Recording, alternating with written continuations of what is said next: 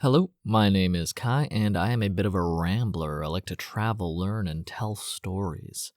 And in addition to Ireland and Japan, Taiwan was frequently mentioned online as one of the countries where camping was not only legal, but expressly culturally accepted. And while Ireland, it seemed okay, people still thought it was weirder to camp than the internet pretended. In Japan, it was very normal and everyone just accepted it. So I figured I would try Taiwan and was very happy to realize that it was very culturally accepted to camp in public and it is legally acceptable. But I also wanted that culture again because it was so cool traveling in Japan and everyone just thought it was cool to be a wanderer. And I definitely got that again once I was in Taiwan. So I'm just going to talk about my Taiwan trip in general, which started with renting an apartment, but my feet were getting itchy. I had itchy feet and they wanted to start walking and traveling around. So, like I mentioned, I did start with, I think, just an Airbnb for 1 month. You get the discount. There's always a monthly discount, or almost always. It really is like more than 9 out of 10 Airbnbs offer a monthly discount that can be sometimes 60% or more of the apartment. I think they just don't like to clean it and do the turnover service. But it's very common to get 30-40% discount on a monthly stay. And I've got 80% discount before on the monthly stay. And I also like traveling more slowly, so I don't want to stay in a place for 2 weeks anyway. I know that I'll barely be able to discover the country and the neighborhood I'm in after only a couple of weeks. So I usually like staying in a place longer, like 2-3 months 2 months even feels a little short to me. 3 months is a pretty good time for me to stay in any country, or even any city. So I got a month in this nice apartment, and the landlord and I talked okay because I could speak Mandarin pretty well at this point. I had just left Beijing for the first time after 3.5 years, and my Mandarin was pretty much at its peak. It was doing well. And in Taiwan, I discovered that everyone spoke Mandarin as I understood it, which is to say that I studied Mandarin using Rosetta Stone for about 3 months. After I lived in China for close to a year. No, actually, I guess it was only 6 months. Yeah. And then after 6 months or something, I said, I got to do some kind of formal course because I'm socializing so much. I don't really want to go and take a formal class face-to-face. I'd rather use Rosetta Stone or another language learning app. And I happen to have Rosetta Stone on my computer already. And so I just buckled down, and every day I studied Rosetta Stone for 1 or 2 hours. Not a long time, but whenever I had a chance. So like an hour a day for a few months. And that'll take you through a good chunk of the Rosetta Stone course. And Rosetta Stone is probably still my favorite language learning program that I've ever used because the pictures are so accurate. They look like they're staged very well, so it always looks like a real situation. But even with all of the surrounding contextual real-life details, because they're all real-life pictures of a boy eating a cake or a woman running. She's running on a trail in the forest, whatever, but it's very clear that the focus is not the trees or the trail or whatever, but the woman running. And so when you learn, la mujer corre, you know they're actually saying the woman is running. It's a very well-developed program, in my opinion. And so an hour a day for 3 months got me well past. I'll say I was firmly established in conversational Mandarin by the time I finished a few months. And then after that few months, now that I had conversation established, after that point, I just talked with locals for the rest of the 6 years, whatever I was in China altogether, and learn new words naturally just from conversations and not knowing what someone was saying, or walking past a restaurant usually and asking questions about the food and having to learn new words. And colloquial expressions made a big impact at that point. But in terms of just conversational and listening practice, Rosetta Stone was great. The only thing is, on Rosetta Stone, the audio was very good audio. As in, it was spoken very clearly and pronounced very clearly and carefully. And it wasn't that they pronounced it slow, it was just pronounced very specifically. Enunciation on point. So when they said, I want to go to the park, they said, 我要去公园, which are the correct words said in the correct tone. But then I got to Beijing, and not only did they have the Beijing accent, which is 我要去公园, you usually replace the ends with R's at the end of a sentence or the end of a word. So 公园 became 公园. And, but it was like the central city, so there were people from every province in China. And all 50 states and a lot of the towns within each state have a different accent. And they even use different words for the same thing. So I could get jianjiao pot stickers, and they could be jiajiao or zajiao, or a different word, and 5 different words for pot stickers was overwhelming enough for my brain to not be able to learn any of them except the jianjiao, like original, very clear word that I had learned. And even the clearest speakers in Beijing usually didn't speak that clearly that I could distinguish the words very easily. Even if they spoke very well, the words still sort of blended together. So when I got to Taiwan, I was shocked because their Mandarin is so clear. It's like textbook perfect. Like from the capital city where I landed to the city on the other side of the island I took a bus to, everyone I spoke with, I could suddenly understand Mandarin perfectly from every Taiwanese person. And I had a lot of trouble with that, even in Beijing, speaking to people with Beijing accents after I had lived there for 3 years, because they would just speak very fluidly and dynamically, since many people in Beijing are from different provinces. But there was a profound lack of enunciation when speaking Beijing Mandarin. 你要去车还是, which is, do you want taxi, or 你要去车还是那个公车吗? Do you want a taxi or a bus? And in Taiwan, it would be 你要一个出租车还是一个公车吗? The phonemes were much more clearly defined in the Taiwanese Mandarin. And it was, all of a sudden, I could, not fluently, but if I knew the word, then I understood what the person was saying in Taiwan. I felt like my language proficiency at least doubled instantly upon landing in Taiwan, my Mandarin proficiency in particular. All of a sudden, I could speak my full range, whereas my whole time in China, I was kind of confined to half of my actual ability because I spent so much time and effort trying to figure out what they were saying when I was listening to people.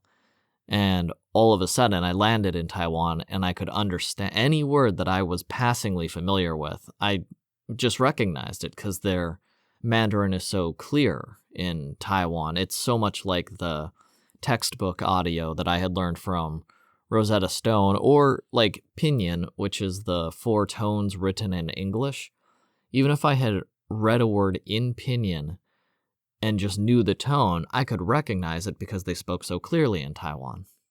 And I bring that up because it defined a large part of my initial stay in Taiwan before I started backpacking around. I immediately became friends with my hosts, like right away. We had a pretty long conversation when I arrived. I actually landed at the airport, and then, like I usually do, if it is at all possible, and sometimes if it isn't, which I think I mentioned in the Japan episode, I walk from the airport to my Airbnb. And that can take 4 hours. It can take a long time. But, I'm used to backpacking, obviously. And I feel like I get acquainted with the city and country much better if I walk in it that first day for a while. So I like walking from the airport to my apartment. And I did that in Taiwan when I landed. I walked from there to the bus stop. There's one long-range bus stop, and that took me to the town I was going to be staying in. And then I walked for a couple hours from that down to the little suburb that my Airbnb was located in.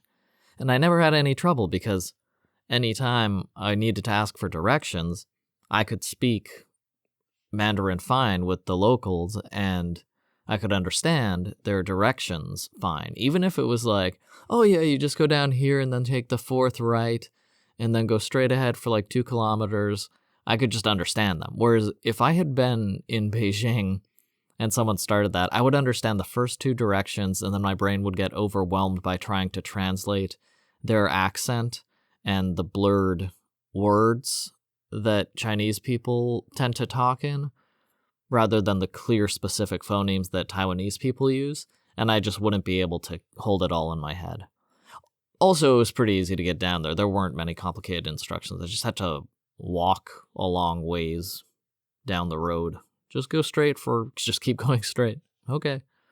And when I got to my apartment, the hosts were just so nice and excited that I was there, and I think I was the first American that had ever stayed in their apartment. They had a spare room at the top because their daughter had married recently, so like the room was available. And I think the next day, or maybe the first day, like I think it might have been the first day, geez. I had just taken a shower and changed my clothes, and I was just like getting used to the apartment, and the host knocked on the door and introduced me to their daughter, and she was so pretty. I was physically stunned for a second, which happens occasionally. I can get bowled over, and that happened. Maybe it was because I was tired or I had been traveling for like 2 days or whatever, but a knock on the door, I opened the door. My host is there with her arms around the shoulders of the prettiest girl I had seen in years, maybe ever. I don't know. I couldn't believe how pretty she was. And I was so confident in my Mandarin because I had been speaking Mandarin. Everyone spoke perfect English. And her daughter did too. She said, "This is my daughter." And I don't even think I said anything. I think I just was like, wow, or like some exclamation. And then the girl spoke and she had a beautiful voice and I understood her perfectly, but she was so pretty that I couldn't speak like clearly or correctly. So now I sounded like I couldn't speak any Mandarin. And she like asked something just polite. "Oh, where are you from?" And I was like, "Meiguo, America." And I didn't say like, "Oh, I'm from the States. It's good to meet you." It's just like, "Meiguo," like said it like really poorly. And she was like, "And how long are you going to be here? Are you just visiting?" And I was like, "Yeah, tourist, a month." And I was just like staring. My eyes were just drinking in her entire look, her whole look. I wasn't ogling her inappropriately, but my brain couldn't get over how beautiful she was, how truly beautiful she was. And I was like, okay. And I started speaking better sentences, which I had to like turn on 20% of my brain for, so I started speaking like normally. And the other 80% of my brain was like, okay, we have to figure out how you can ask her out. Because the other thing about Taiwanese people is that they're very laid back. Even though their speech is so precise, they just feel so laid back compared to Chinese people in general. Like, I have very cool laid back friends in China. And those are the people I am still friends with, even as I travel. It's always the more just laid back, accepting of life people in general. but everyone in Taiwan has a more relaxed attitude about life. And we entered into a nice little conversation for a few minutes, and then I asked her about something or other, and she said, "Oh yeah, my husband really likes blah blah blah blah," and 80% of my brain was like, oh well. And then that all went to language, then we could just talk normally because I found she was off the table as a romantic partner. And then we just had a nice conversation. But that memory still makes me laugh because there were so many new things happening that first day. Landing in the capital city, but deciding I wanted to go live on a coastal city, and then walking through the town and being shocked at how different Taiwan was from China. It's nothing like China in the way they run everything. They still use the traditional Chinese, not simplified Chinese, in Taiwan, but it still looks like Chinese. So there are obvious cultural similarities, but in certain senses, they couldn't be more different.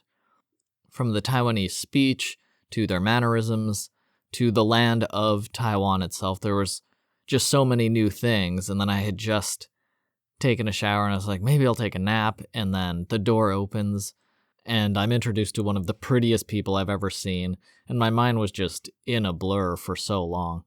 But once I found out she was married, my brain was like, oh, you can talk to her like a human now. No machinations necessary. How can I look cool and ask her to sushi or something? Oh, she has a husband? Okay, so which river is actually the famous one for... And then I was asking her, like, real questions that I actually cared about. And it was only a 5-minute interaction, but it lives in my mind as such a funny introduction to a country that was just slapping me with the new things, one after the other, in a country I thought I would be pretty comfortable in because Taiwan's close to China, and all the Chinese people are like, oh yeah, Taiwan's part of China. But of course, anyone in Taiwan is like, no, we're an independent country. We're nothing like China. And it really, other than the fact that I was speaking Mandarin and there was Chinese characters written on the signs, it felt as different from China as a Western country would, as any completely non-Asian country would. Other than the fact that they speak Mandarin, I think of it as a completely different country in as far as how different the culture of Taiwan is. They just don't act the same. They don't speak the same. They don't use money the same. They don't clean things the same. They don't build things the same. They have different stores. Their art is different. Their reactions to art is different. It just feels like a totally different country to me. And I loved Taiwan from the moment I landed because I could speak with everyone fairly fluently, very comfortably in any case. More comfortably than I had in the past 3 years, where I was always on the lookout for which accent someone was using and which speed, which rhythm they were using, even if they were all speaking Mandarin in China. And like I said, it's so relaxed there, but they still had a lot of the foods that I liked, and they had all the snacks I liked from China that I was used to. So it felt similar, but just everything was much more comfortable for my sensibilities anyway. And I felt very comfortable in that Airbnb for the first month that I was there. So much stuff happened that first month. I walked all around the city, and the only thing that I never got used to in Taiwan, which is apparently a countrywide thing, what I eventually found out were the garbage trucks. And I couldn't figure it out for weeks because there would be a sound, a siren beeping trill, like do do do do do do do do do do, but it would be like a high-pitched siren song from, like it would be played at the pitch of an ambulance, but that same like 8 notes in a row going around, and it came for like an hour or 2 in the morning and an hour or 2 in the evening. And I heard it the evening the first time, and I was like, oh, that's weird. I wonder why there's a siren going around this apartment. And then it played the next morning, and then the next evening again. The next morning, the evening. And I always just happened to be home when it was happening. And when I went outside, I could walk around and I'd hear it sometimes, but I never saw what it was. And I was like, that is so weird. Because you can hear it blocks away because I never saw the whatever vehicle it was. And I was blocked, so I was far enough away from it that I couldn't even see it. And I would walk for a few blocks and I could still hear. Oh, I wish I could remember the actual tune now. It was so distinctive. It lived in my head for years after that. After like 3 weeks or something, I was just like, okay, let's go out right when it starts and follow it and figure out what the heck that is.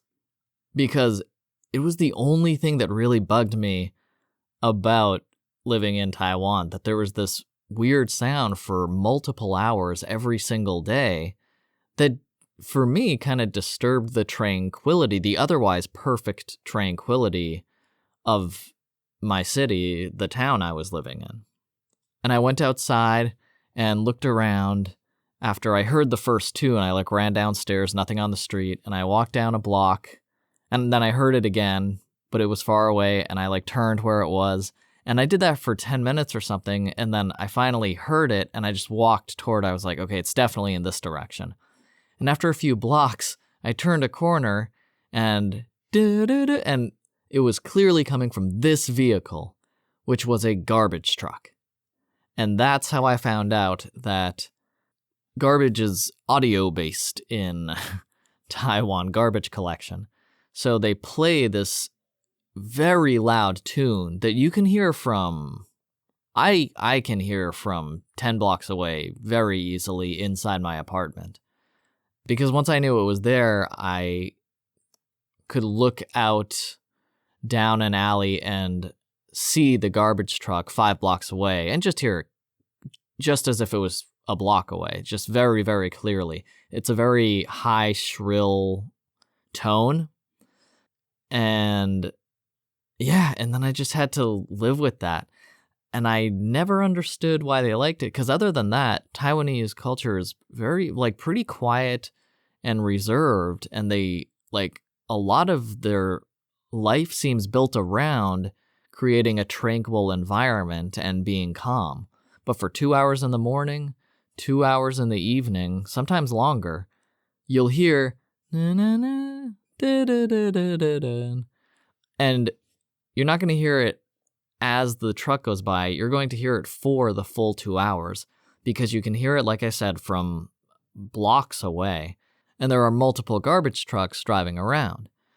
And I was downstairs about to leave when I heard the tone one afternoon, the tone of the garbage trucks. And I saw the Airbnb host say, "Oh, Laji, look, trash." And they grabbed the trash bags from their house and ran outside the door to give the garbage people the trash. So they keep the trash inside the house until it's time to take it out.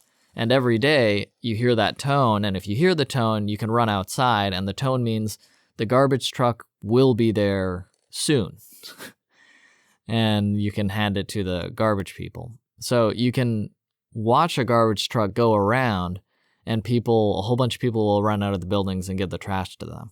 Which it's the only, to my eyes, or maybe ears, disorganized societal inefficiency and communal disruptive habit in Taiwan, or culturally disruptive habit, common habit in Taiwan, because they have to do it twice a day. So 4 hours of any day is taken up with this quite shrill tone as the trucks drive around. And that was the only reason I was like, I guess I can't live in Taiwan forever because that tone would drive me absolutely insane. And I do have weird ears, as in they hear things differently, I think, than other people. So maybe it's particularly irritating a tone to me because nobody else in Taiwan seemed to mind it.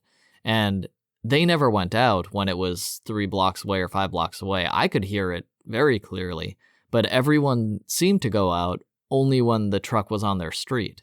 So maybe it just is, my ears are shaped just wrong for this particular tune. Okay, but let's get out the door of this Airbnb, all right? I feel like I've already been talking for a while and all I've done is get to my Airbnb. So I'm very excited to explore Taiwan because of, like I said, how much I'm enjoying the culture, how much I love that I can just communicate with people very easily. I know there's beaches. I chose the town rather than staying in the main city. I chose to go to the town I did. Wait, it's not Tai'an. Hang on, let me figure out what. Hua'an. That was it. Flower. Hualian. Hualian, it means lotus flower. And so there's like Taipei, which is a big sprawling metropolis in the northwest, and then almost midway down the east coast is the county and this little city. It is a small city called Hualien, but it's much slower paced overall. If you look on the map, it barely looks like anything compared to all the developed cities like Kaohsiung or whatever in Taiwan. But I loved Hualien as soon as I was there. It was the exact type of place I wanted to live. Developed enough that there were lots of buildings and shops and places to explore and alleys to walk down. It was a small city, but the city center was a small area, and most of it was mom and pop shops and just sprawling village life rather than sprawling urban life. And as soon as I got out there walking along through all the hutongs, the little narrow alleys between buildings, I was enchanted because I love hutongs in general, and Hualien, the town I was in, was made up of hutongs or green environment. Like, it was either the tiny narrow alleys with local mom and pop shops or artisan shops, or it was a huge, beautiful park, and then there was the beach, or there was mountains to go up. But it was just big enough that there were still sports equipment stores, and there was big enough stores that I could also get anything I wanted. But mostly it was all local culture and small shops and beautiful landscapes. So I wandered all around Hualien and just kept finding beauty after beauty along every turn. Like, I love walking around supermarkets, for example. Like, I like just walking in a supermarket in a new country is so interesting because their staples of different types of food are completely different from what I grew up with. Whatever country you're in, whether it's Morocco or whatever country I'm in, or Ireland or Taiwan. When I get into a supermarket, I'm like, this is shapes the people's psyche somehow, because they don't have, like China's a great example because they don't have crunchy stuff a lot.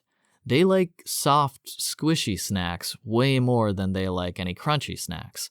So potato chips, that's just not a cultural thing. Having a very thin piece of nutritiously dubious crunch is not super popular as a snack in China. What is popular is something soft and juicy and very strongly flavored, like a squid tentacle or something. It feels more like they're modeling their snack foods after some organic food, some real food, like the flesh of an animal or the tofu, but it's soft, it's not crunchy. And I think if you have a country like the States that a potato chip is the cornerstone of snack food, and then you have China where a potato chip is this weird side thing, and you mostly have squishy, juicy tofu, squishy, juicy vegetables, squishy, juicy chicken paws. That shapes, I think, how you see food, and of course that's going to shape how you see and interact with the whole world. So I always feel like going to a supermarket is fascinating for me because I get to walk and see, again, a foundational piece of a different culture. Cookies in Ireland, or like hard fried dough in Morocco, like the different, everything just feels like a puzzle piece to me. So when I get to go to a supermarket in a country, I'm like, oh my gosh, that's what snacks are here. That's that part of the culture. which consequently is part of every single person I'm meeting. Or this is what they think of booze. In Morocco, it's mostly dry, so there's no booze mostly, but fruit juice and 100% natural fruit juice made from fruits is a very popular thing, and they're displayed prominently in a supermarket like you would display wines in an American supermarket. So I walked all around my town, and I found a few local supermarkets, and I just walked through them for a long time. It was great to see what was different between Taiwan and China, but also be reassured that, okay, good, all the snacks I learned to love when I was staying in China are also here in Taiwan. But their foods, their like traditional breakfast, lunch, dinner foods, were different also than what I was used to living in Beijing for 3.5 years. I talked about the savory layered crepe that I got, and that's savory. And there is a bit of crunch in the middle. It's just like my perfect breakfast. They didn't have that in Taiwan, but they did have breakfast bars, and they had it. It's called jianbing, and it's a folded savory omelet, but this one looked more French. It was softer cooked and a more fluffy omelet, and it was more rolled than it was folded into a square. This is rolled into more of a spiral, which is really interesting to me. Like such a basic traditional food as an egg pancake, a crepe that's so common across countries, and every country decides to make it how they decide to make it. And in China, it's very clearly always made into a square, a good folded square. And then in Taiwan, it was always like a lazy, also rectangle, but like a fluffy cube. No hard edges. But they also have a bunch of sauces at every breakfast bar, and you can put on spicy chili or this sweet brown syrup that I never figured out exactly what it is because it doesn't taste anything like American or maple syrup. It tastes a little more herb-y or root-y. That's all I can say. I don't know, but it's still very, very sweet. It's just a different type of syrup, and that's pretty common for this breakfast burrito, which in China, you'd never have a sweet jianbing. And, well, I mean, they do have like specialty sweet ones, but that's not a common breakfast food by any stretch. And in Taiwan, it was very common to have this more rolled burrito, soft, fluffy omelet with the delicious sweet syrup poured over it. Also in Taiwan, there were a lot more options. You could get a lot different types of meat and vegetables inside, and you could tell them what to put inside your jianbing. I can't remember what I think they called it a Tai chun? I can't remember now. Maybe chunbing, even though that's a different thing in China. But anyway, it was much easier to customize, and there were more toppings for the breakfast bar in Taiwan. And Taiwan's super close to China. It's like 40 miles away from China. Or maybe 60 miles, but it's very close to mainland China. But like I said, the cultures just couldn't be more different. And here was the most basic, traditional, layered, folded egg omelet. And it was just a completely different food in each country, eaten and appreciated in different ways. I love seeing those differences. And I wanted to get that omelet every frickin' day. Just like when I first discovered the jianbing in China, I wanted that different jianbing, the Taiwanese jianbing, every day in Taiwan. But like in China, it's pretty strictly breakfast-only food. And so I would always go to these different shops, and half the time I would get there too late at 11 a.m. or 10 a.m. sometimes. They'd be like, oh, sorry, no more. Like, that's over for the day. Because by then I was down to one meal a day usually, so my eating window was only 4 hours long, and I rarely ate earlier in the day. But while I was in Taiwan, I definitely made more than a few exceptions, and I was like, whatever, you're eating twice today, just so that I could go out in the morning and get one of these sweet egg omelets. Actually, you got to choose whether to put the syrup on. You can get a savory folded egg omelet, and it looks like a burrito, but the sauce was so good, and I don't really like syrup myself. I don't really like maple syrup and definitely not American syrup, which is just sugar, very much. But I loved this Taiwanese syrup, and I ate that on every single one I get. Whether it was savory or not, it just always complemented my dish.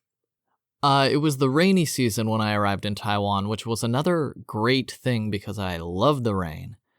And, it made sleeping more difficult, but once I started backpacking. But while I was in the Airbnb, it was just perfect. It was raining for multiple hours every day.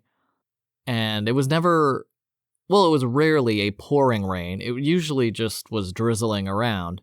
And if it got heavy, I could wait under an awning for 5 or 10 minutes and then it would move on. And I would, wherever I was, I would stop into a corner shop, get a beer and maybe some of those pickled green string beans I mentioned, or some kind of regular snack, and just eat a snack or whatever until the rain passed, and then keep on walking and exploring the town.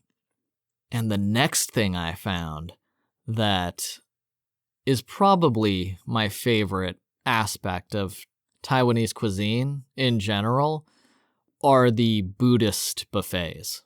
Now, a lot of them aren't strictly all-you-can-eat buffets. They're just large buffet-style hot plates that you can choose what you like from them. But that's fine because they're Buddhist, so it's all vegetarian. So it's already cheaper than even the already pretty cheap food in Taiwan. And you can get a full plate for $3 to $4.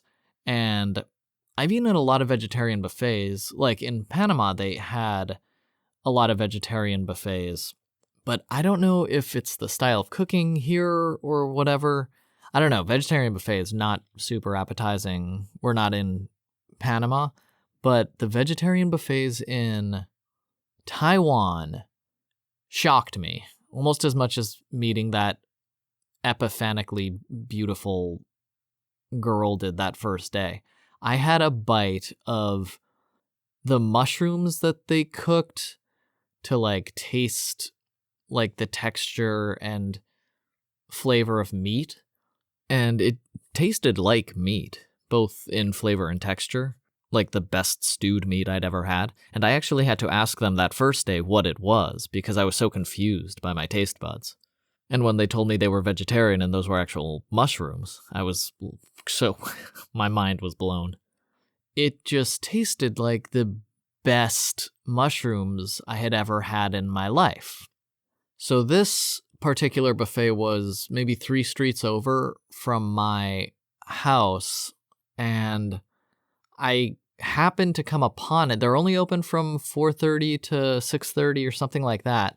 And I didn't even see them the first few times I walked around the city. But my whole thing, the thing I love doing the most, even if I stay in a place for 3 months, is walking around and exploring the neighborhood and knowing the neighborhood well enough that I actually get a slice of the culture. I actually feel like I understand the place I'm living for a while. And that's what discovering this Buddhist buffet that I didn't even know Taiwan had at all existed. I had a list. When I go to a place, especially at that time, I had an offline map. I looked at all the landmarks. I marked them off on my offline map. And then I walked to them through the city. Even if it's a mountain 2 hours away or something from my house, I'll just walk there and take random streets. And I know that every time I take a random street, I'm going to learn something about that country. Which actually just reminded me of something else now that I have to add to the Taiwanese story, the secondhand shops.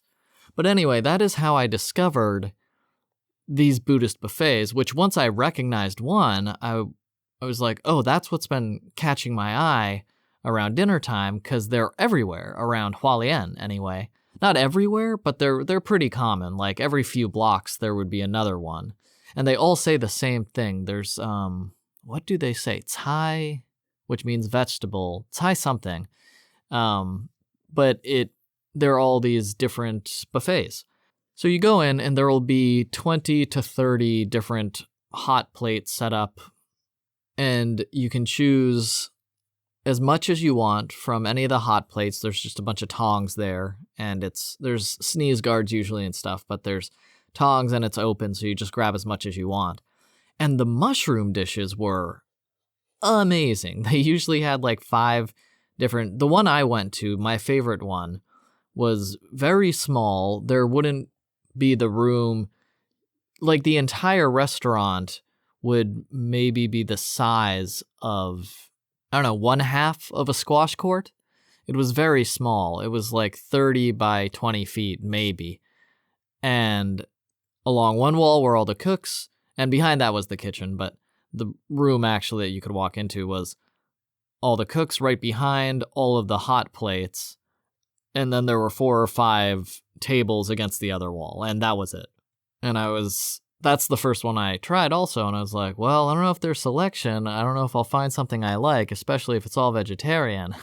And I just got a little bit of everything, and they charged me $3 the first time, even though my plate was full of food. And I was like, ooh, $3? Because I was only living on $200 a month or something at the time. That's all I was bringing in teaching online, because my interest was traveling, not teaching online. So I would just bring in a few hundred a month tops.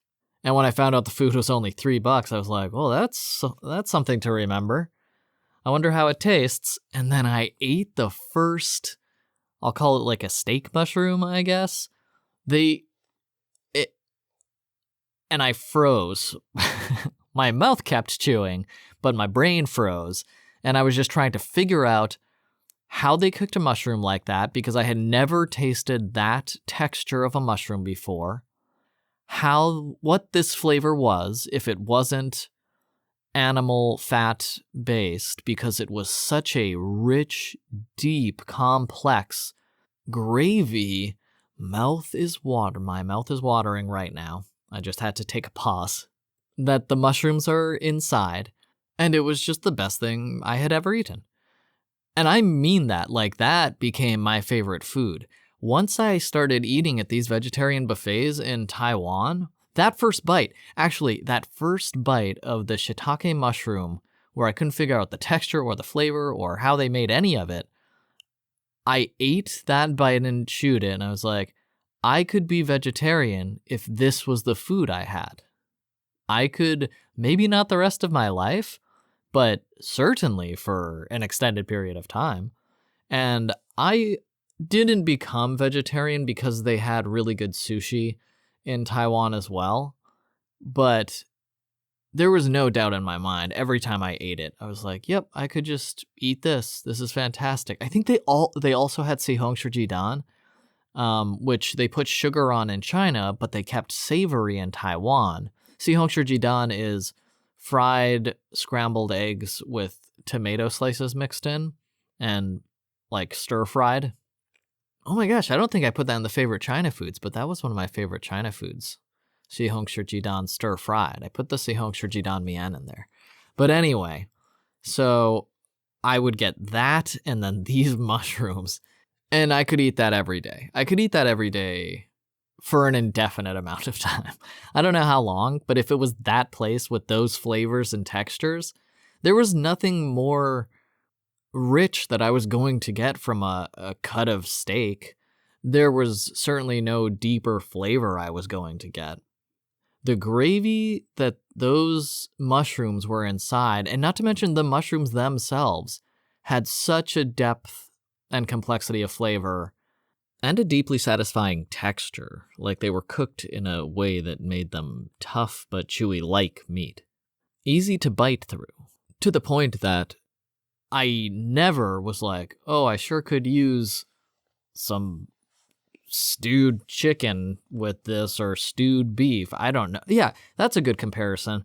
The beef and Guinness pies and the beef and Guinness stews that I got in Ireland, they like make that beef stew for a day. So the meat's marinating for 24 hours or whatever, or half a day, and then there's a Guinness in the stew, and there's so many vegetables.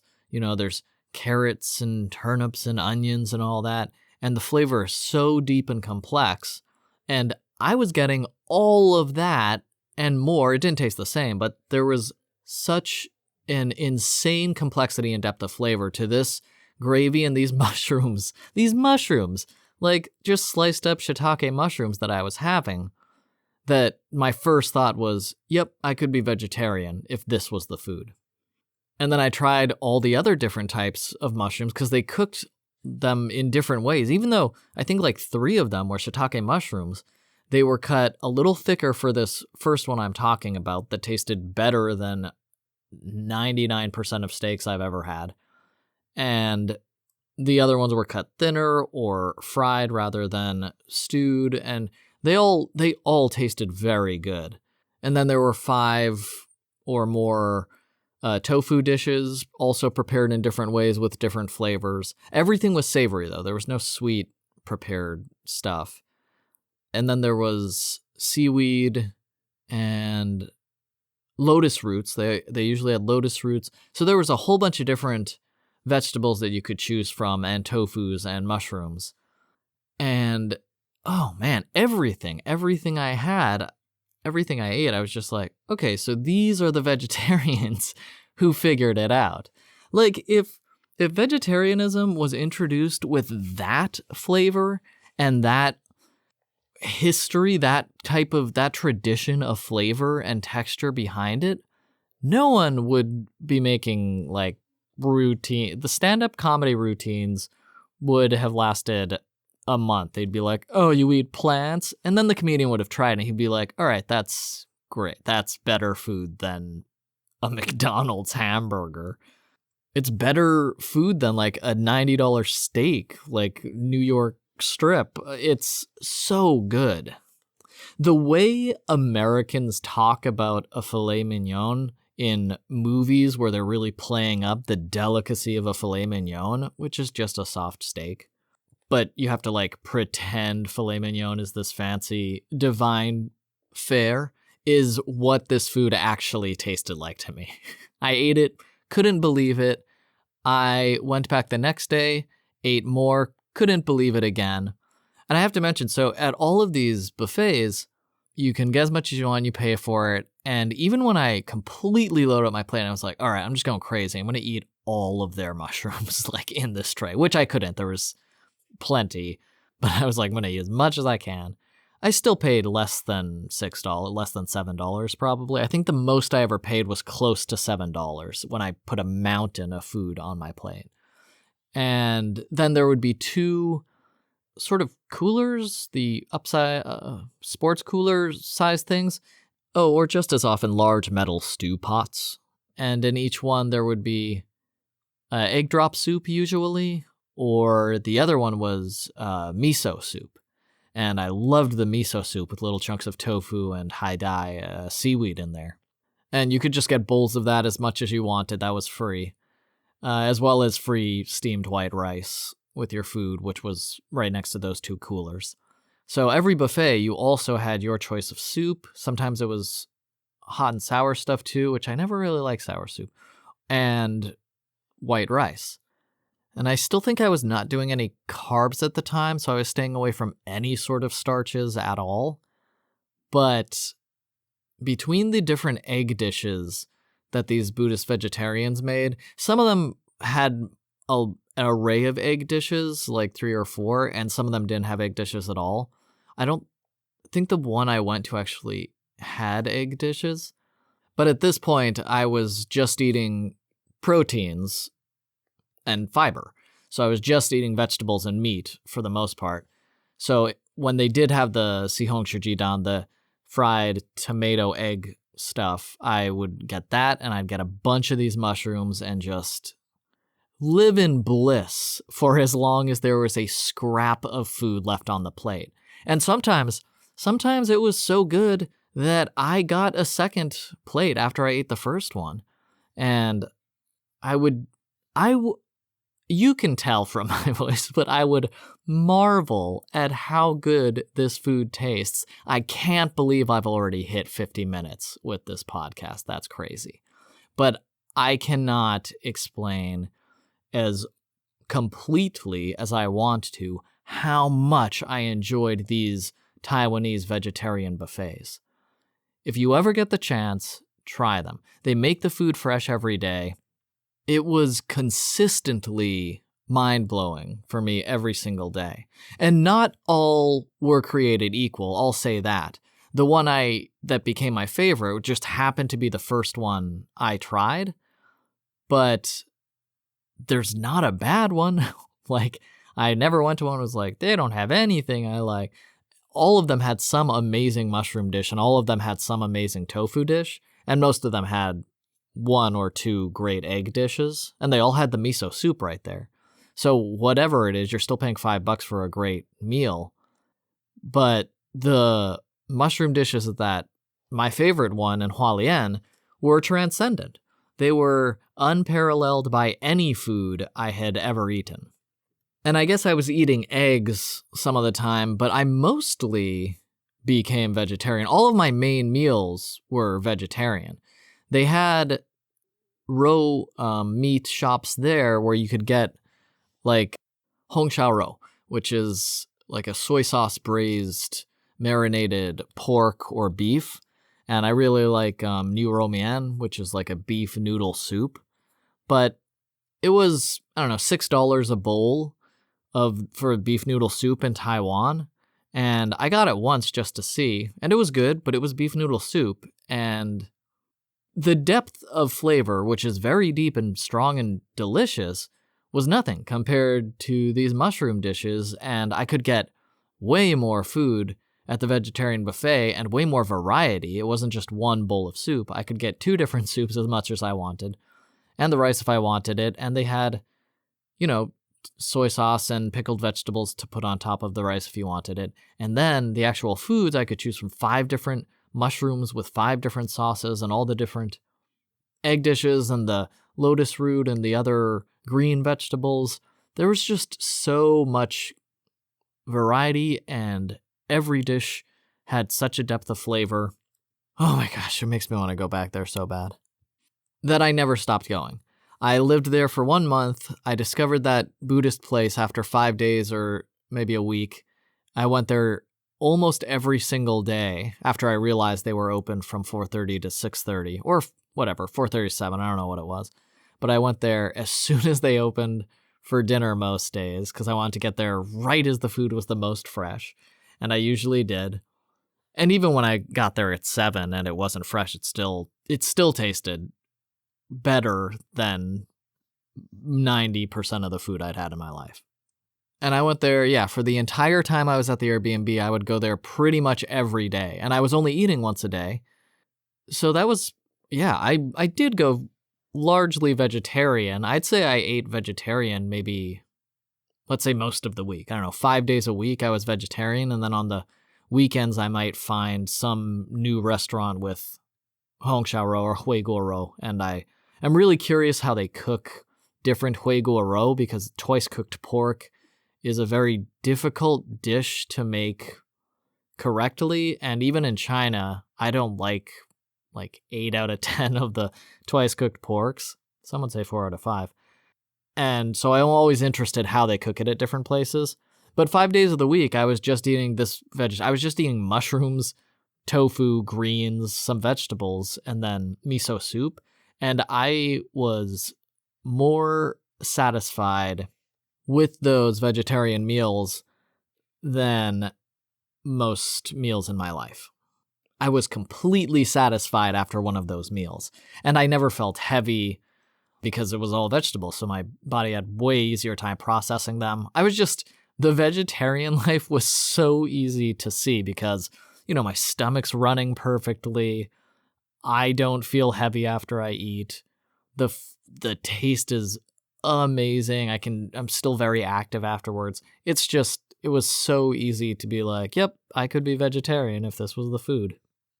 Notably, I did not become vegetarian and, made my own beef jerky and all that kind of stuff. But really, I could see how I was like, oh, this is the food Buddhist vegetarians eat. Like, they're eating better. Their food is more rich than most humans. Like, all of their basic, boring vegetarian dishes have more depth, complexity, and fullness of flavor than most countries that traditionally stew their meats for like 14 hours with 10 different vegetables, most of those stews I've had are good, but they don't compare to these vegetarian Buddhist mushroom dishes that I tried in Taiwan, that I subsisted on in Taiwan. And even after I moved out and started backpacking around Taiwan, I made a point to go to that one specifically. So even though I was camping, I urban camped for almost an entire extra month in the city that I had my Airbnb in, just so I could walk to that alley and continue eating my vegetarian Buddhist delights. I'm going to be shocked when I go back through this episode, because I feel like I've only talked about 3 things, and I'm almost an hour in. But those Buddhist vegetarian buffets deserve this amount of time, deserve this amount of exaltation and exhortation. I am urging you to give a Taiwanese Buddhist vegetarian buffet a chance if there's one in your city, which some American cities do have them. But if you have a big Chinese presence wherever you're living, or a Chinatown, try and figure out if there's a vegetarian buffet somewhere in there, especially if it's from Taiwan. Because I did go to them in Hong Kong and other countries, and China, and they just didn't have the same flavor. There just wasn't that perfect balance that I got, but maybe that was just I became indebted to that my favorite vegetarian Buddhist buffet that I became obsessed with. But in any case, it's certainly worth looking out. It's definitely worth giving up one meal to try and see if you can find one of these vegetarian Buddhist buffets, because holy cow, you can see why the Buddhists attain enlightenment if this is what they're eating. Oh my gosh. Okay, so let's move on. I can do it. I don't have to only talk about the Buddhist buffets, but okay, let's move on. The Airbnb I was staying in, let's finish that saga. I kept walking around the city every day. I discovered a public exercise area just right down the block, maybe a few blocks away, 10-minute walk. And I love that about Asian countries. There are public exercise parks in all Asian countries, basically. Some more accessible than others, some in better states of repair than others. But Thailand, China, and Taiwan especially have new, up-to-date, like fresh coat of paint, public exercise parks every few blocks at a minimum, which is so great. I feel so much better after I exercise, just getting moved. That's why I still walk every day at least. And if there's a public exercise park near me, I'll do a couple pull-ups, or I'll do a couple sit-ups or something, some basic exercises. Oh, the ones in Panama had weightlifting. They actually had permanently attached weights you can move around to adjust the weight you could put on the back, and then you could actually lift weights. That was really interesting in their public exercise parks, which is I only saw that one other time in Thailand, and those were regular. Okay, anyway, Taiwan, Airbnb. So I was very friendly with the hosts by that point. I told them, the vegetarian buffets, and they were like, yeah, those are really good, but we like meat. And it was about Chinese New Year time, which I didn't even realize because it had been 3.5 years of me teaching English in Beijing for 20 hours a week or whatever. I mean, plus all the admin work, like the non-teaching work, because I joined as the owner of that school. So I did have a lot of work per week, which sucked because I liked not working. But my time, it was so flexible, I chose my own hours to work the non-teaching hours that I was already losing my sense of time.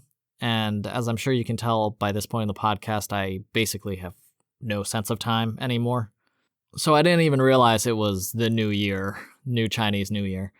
And one day I came home and there was, 15 other people besides my 2 hosts, which were this lady and her husband, then there's like 15 other people, and they were all having this huge feast, and I had been to the vegetarian buffet that day and walked around for a couple hours and then came back home, and I walked in, and everyone looked over behind, saw me at the door, and everybody cheered, said 新年快乐, like Happy New Year. And I was like, oh wow, okay, yeah, 新年快乐. And they were having this huge New Year's feast. And they invited me to sit with them, and I could speak well enough, but even when I'm in the United States, I'm not a huge fan of giant feasts with a whole bunch of people I don't know, and I have to maintain conversation and become part of this huge group. It's like a lot of social investment that doesn't pay off, in my opinion. But I also was very aware after 3.5 years of Beijing that it's important to stay social, because it's really easy to cloister yourself and become more socially conservative as you get older. At least it is for me, certainly. And all the old people I know don't have any new friends. So I saw this social interaction as taking vitamins. And I sat down at the table, and what might have caught my eye before I made my decision was there were many bottles of beer on the table. And Taiwanese people, I'll say, do like to celebrate with beer and alcoholic drinks more than Chinese people. I don't have a huge sample size for that, but it just seemed like a more comfortable part of the culture. They still kept it healthy, like they only had them on holidays. But it's very easy to go for any of the largest holidays in China and you won't see a drop of liquor anywhere. And they certainly had it at this party. And so I was a little more mollified by the idea of socializing with so many unknown people in my second language if I had a spoonful of ethanol to help the medicine go down. And so I had a beer, and they poured me a little shot of baijiu, Taiwanese baijiu, which tasted as bad as Chinese baijiu. It's this clear rice liquor, sometimes made from sorghum, and it just tastes like rubbing alcohol and smells like rubbing alcohol. But you do very tiny, like half shots of it at a time. And I was with a bunch of older people, so they weren't getting wrecked anyway. I proceeded to get wrecked. I just kept drinking beers and shots, but I was confident enough in my Mandarin. I was keeping up with everyone talking. And at one point they asked me if I thought my Airbnb host, who was like 60, was a pretty woman, like a beautiful it was like a physically attractive woman. I froze for a second and then said, of course. And they all laughed because I think they were talking about how Americans can't tell the age of Asian people. And I think one guy was like, he probably thinks she's hot or something like that. And then they asked me, and it was a weird thing. But other than that one weird moment, it was mostly just really fun, festive conversation. And everybody asked me different questions. And they were like, how long have you studied Chinese? And I told them, well, I was living in China teaching English, so I just speak it with my friends. And they asked me, where have you traveled to? And we just kept talking about, life and just regular stuff. And I asked each of them where they worked and how they knew each other and all this. And it was a really fun party. It turned into a really fun time. And they had the traditional bread desserts, and they had plenty of beer and wine for me. Which after an hour, and I was still like, yeah, I'll have one more. They were like, Americans do like to drink beer. And I was like, we do. It's kind of a thing. I don't have a problem. It's just an American habit. And it was really fun. And there was even like fruit. So it was like a complete meal. Like, I feel like it's really easy for Americans to like delve into just like a pile of oily meat and then a bunch of alcohol. And like, that's our party. But at a lot of Asian festivities I've been to, there always has to be a complete thing. There has to be vegetables there. There has to be some kind of grain. It has to be the whole food pyramid going on. You have to have some fruits rather than just meat and alcohol, which I still like. But I understand the sense to get some fiber in there and other vitamins and nutrients. And then I made my faux pas, which might have had something to do with 90 minutes into the fun feast, I was pretty drunk. And we all had this this dessert muffin. And every time I tried something new that I hadn't had before, every person at the table, like half of them would independently ask me, have you had that before? No. Do you like it? Yeah, it's pretty good. He likes it. And then 2 minutes later, another guy would be like, have you had that before? Do you like it? Pretty good. And so we had these like dessert muffins, fruit muffins, somethings. And I ate mine. I was like, holy cow, this might be the best thing so far. And I don't like desserts as much as I like savory food. So this little muffin really surprised me and it was great. And I noticed the guy next to me picked up my muffin and took a bite of it. And I was like, hey, man, that's my frickin' muffin. And I picked it up and I said, hey, that's mine. And I took a huge bite out of it. And then he looked at me in surprise and said, no, that one's yours. And he pointed to my muffin that I had like put to the side and forgotten about because it was too close to me. I didn't put it in front of me because I was probably trying to hoard it. So I put it in a weird place somehow and I lost it amidst my other plates. So I had just taken a huge bite out of his dessert muffin. And I was like super embarrassed and apologized and totally thought that one was mine. And everyone at the table like exploded into uproarious laughter. And they were like, don't worry, we have like 3 more trays of these. You can have as many as you want. And I said something like, thank you. I'm sure me being stupid had nothing to do with all the beer. And we all laughed again. And everybody had another shot. Like they were all schnockered for sure. They weren't imbibing tepidly, as is very common in Chinese celebrations. Taiwanese people throw them back, a cultural habit I was happy to discover and could heartily appreciate. But none of us were particularly sober. And then the feast, you could feel it winding down, like we'd all had a great time. They started before I got there. They usually eat pretty early at like 5:30 before sunset, and I got back after sunset, and then I had been at the table for a couple hours. And it sort of felt like we were all like slapping our knees and like, welp. And I said, all right, this was so much fun. Thank you so much. I really liked talking to all of you. I'm sorry I ate your muffin. I apologize. The food was so good. I'm glad I tried all of these new things. And I hadn't tried a lot of new things. They were trying to get me to try new things, but I ate everything anyone offered me in China for 3 years. So there wasn't many new things at this table, but everything was made a little bit different than I was used to, even if it was a Chinese dish I'd had many times. And I really liked a lot of it. So I was complimenting the food, complimenting all the people I met. One of them was like a construction worker, and him and I got along really well, just talking about normal stuff, probably food and drink. And I said, thank you. I'm going to head up now. It was a great night. 新年快乐. So good hang out with you.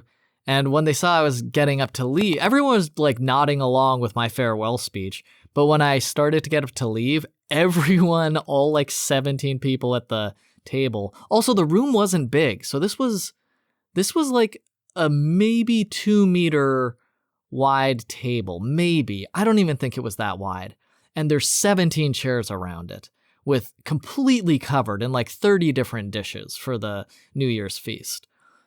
And so all the people simultaneously went, no, wait. And I was like, oh, what? And they said, it's not over. We're done eating. Now we're going to go sing. And I was like, what are you talking about? They said, we're going to go sing. 唱歌. It's time to sing songs. And this is all in Mandarin, by the way. Just whenever I talk about a Taiwanese person saying anything and I use English, they're speaking Mandarin. We're all speaking Mandarin. And they said, let's go. We're going to go sing. And I was confused. And then they explained, we're going to go to the KTV, which is karaoke. Asian karaoke is called KTV. Well, I guess in China or in Japan, it's karaoke, but KTV. And I was like, because I usually hate KTV. I'm not huge on karaoke in the States. It's fun sometimes. You know, if you're with your friends, it can be fun. But I don't know a lot of Chinese songs. And sometimes there's no English word songs at all. And you're just sitting in an extremely loud area. I don't like super loud noises also. Some of them are sort of like drug/prostitute dens, which I'm pretty uncomfortable with, especially the prostitute part, and I'm just not interested in. So I was already saying like, well, it's already been a lot of fun, but they were all like, oh, it's really great. Like there's a place very close. We're all going to get taxis there. They have international songs. There will definitely be songs that you can sing there, and you should come. And everybody asked me, and the guys I had talked to more at the table than other people, my host and everyone was extolling its virtues. And I just thought, yeah, you know what? You're already here. You're part of the feast. You're part of the New Year's celebration. They're going to have beer at the KTV for sure. You can at least just hang out and have a beer while they sing all the Chinese songs if there's nothing you want to sing. And so I said, okay, yeah, sure, I'll join, let's go. And I sat back down and the entire table cheered again. And everyone took another shot of Baijiu, which they'd been serving along with the beers we were having, the feast beers for the celebration. And anytime the hosts or really anyone at the table said anything mildly celebratory, they poured everybody another shot of the terrible rice wine from China, rice liquor, Baijiu. Then the taxi showed up. They put a few things away, like a few of the dishes, and I tried to help, and the host is like the nicest old grandma ever, and her nice husband, and we're all pleasantly drunk. And when I started helping, like, she slapped my hand, and everyone at the table was like, they'll clean up, don't worry about it, sit down, have a beer. And I was like, that's great, I'm way better at drinking beer than cleaning things up anyway. And we all laughed, and they put the food away, and then the taxis arrived a few minutes later. So we didn't even have to wait that long. We just shot the shit. Everyone's drunk, so at this point, all the conversation's just like, so your teacher? Like, how many students in a class? Oh, there's usually like 6 or 7. They like pretty good. So it's just as relaxed a conversation about nothing as there can possibly be. But when you're, that buzzed, even talking about nothing is pretty fun because you're just sharing a moment with someone else. So it was a very comfortable part of the celebration, kind of a rest before, between the wild New Year's celebration at the table and remaking all the social ties. Everyone's getting to know each other again, and I'm getting to know each other for the first time. And then we have the lull while we wait for the taxis and put stuff away. Then the taxis arrived and we all piled into them. And I spoke with whoever was in there, just kept speaking. It was great. Taiwan was the best practice for my Mandarin, like long-term real-life practice that I ever had because I could understand everyone so well. I could just keep talking with people, even when I was a bit blitzed as I was. And we made it to the KTV, which was, 15-minute ride away. It was longer than I thought it was going to be, but it wasn't a different state. It was close enough. And we piled in. They brought over a shopping basket of beers, which is very common. Like, you can buy like 20 beers at a time, and they'll bring over a shopping basket of those 20 beers, and you can all dig in at your leisure. And this was a unique KTV because it was actually an American karaoke-style open floor plan. Most Asian KTVs or karaokes are separate rooms, and I thought that's what we'd be doing. Each party that shows up or each group that wants to sing has their own separate room, and you can have 20 rooms and you're not going to hear all the other people in there, and everyone sings with their own private party. That's every single karaoke I had been to in China, or every KTV I'd been to in China. That's how they all run, and it's the same in Japan, many other countries. This was the first Asian karaoke or KTV spot that had a wide open room and then a small stage and the screen behind it with the monitor set up in front. And I was kind of surprised, but I don't think I've seen that again, actually. I just visited Taiwan Kaohsiung last year, and the only one I was in did the similar, like, private rooms thing. So I was more nervous than usual because there was a bunch of other people in there, and I was nervous, and I was definitely the only foreigner inside. So they gave the list of songs to me, And I was like, no, you guys sing first, and then I'll have time to like look for a song that I know how to sing, because I opened the binder and it was like 700 pages, 1,500 pages. It was so long. It was half a foot thick. Like, it was a huge binder of pages of song titles.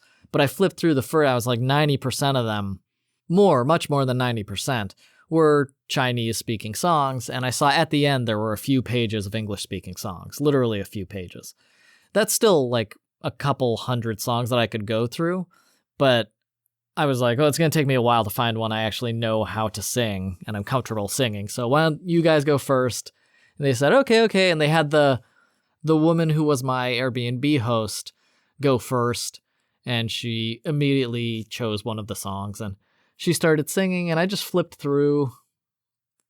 I'm going to see if I can remember which song I landed on, because after a couple people sang, every time they were trying to get me to go up there and sing, and I eventually did. Nope, I have no record of, and my records are not in any sort of organized fashion, so I have no idea what I eventually sang, but I did choose some song, because I very clearly remember being nervous as the novelty foreigner, and my 12 friends screaming at me to get up there on stage and have some fun. And then, but there's another 50 people in the room or something, and they're all like, what is that? As they see the foreigner trundle his way up on stage, because I don't look like them. And everybody listened to me, and I sang a song, and I made it through. And I had a lot of fun. I remember I had fun singing it. And then I got off the stage and I was like, well, that has earned me more beer. And I just kept drinking and having a great time. But the room was spinning at this point. I had so much, because we had also been doing those shots of Baijiu, which are like 40 to 60%. And everybody wanted to do their own personal shot with me. So I probably had at least one shot with every person around the table. And then I was nonstop drinking beer the whole time. So we stayed at that KTV for a couple hours at least. My Airbnb host sang a few songs. We had a lot of people, and a lot of people wanted to sing songs. And eventually we all started getting tired, and the beer was probably gone. I probably drank all of it. And we all got taxis back home, at which point I'm pretty sure they just pushed me into a taxi between two of them.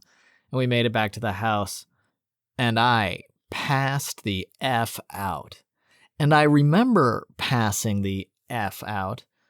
Like, I had like brief flashes of what happened. I was already browning out before we left for the KTV, but I remember flashes of what happened that night. I remember getting into my room, looking in my closet, falling onto the bed, and then waking up the next day, and I was like awake.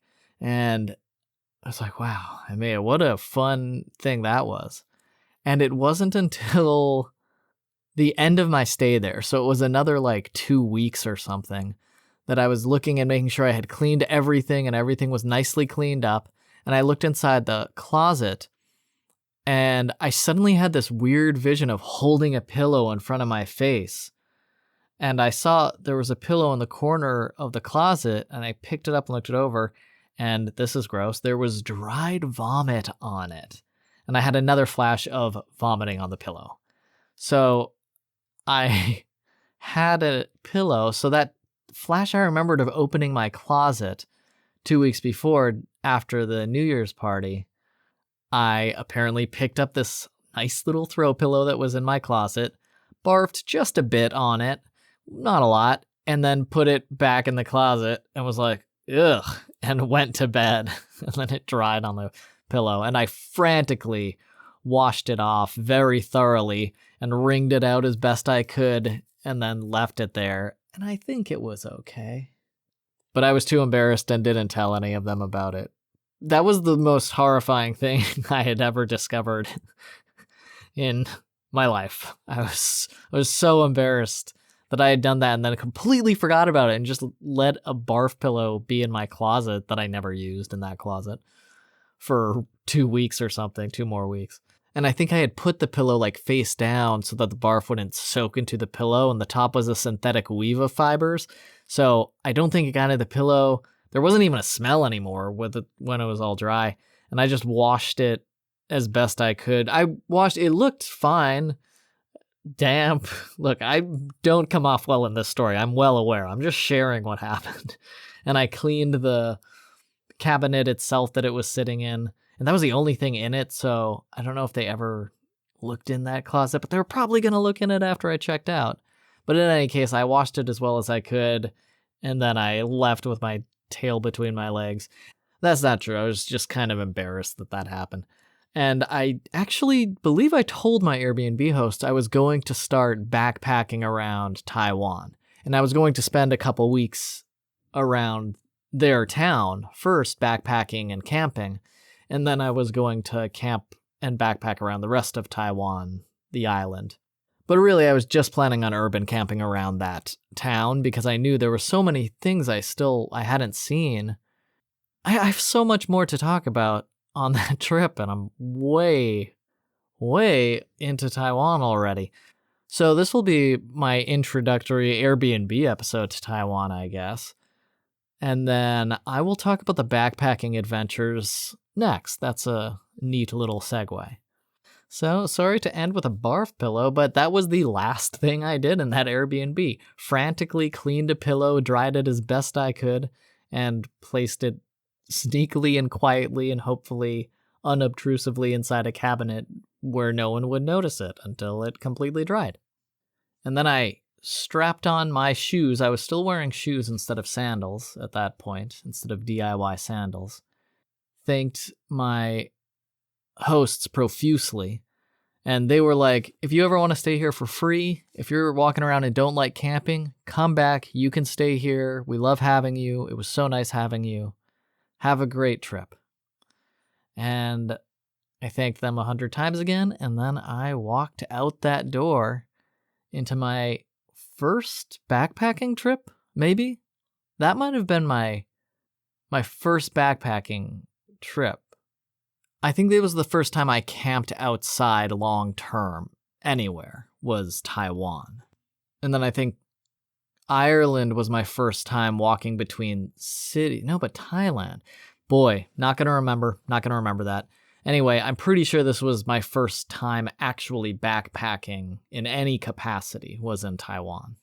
And man, I was a mile away from mountains and a mile away from the beach. So I'll get into that soon. Thank you so much for listening to this rambling, and I will talk to you soon. Have a great rest of your day.